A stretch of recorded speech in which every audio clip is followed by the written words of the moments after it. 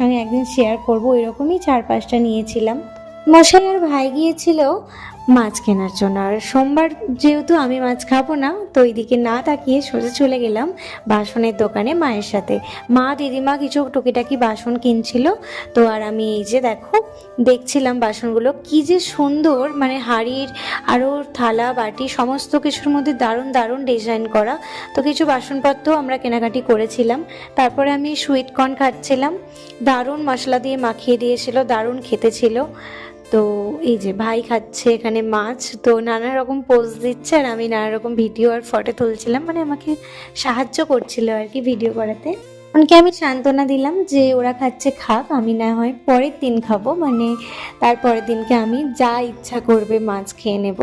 তো এই মনকে সান্ত্বনা দিতে দিতে একটু ঠান্ডা করে নিতে মনটাকে চলে গেলাম যে ঠান্ডা খেতে। তো এখানে সোডা দারুণভাবে বানিয়ে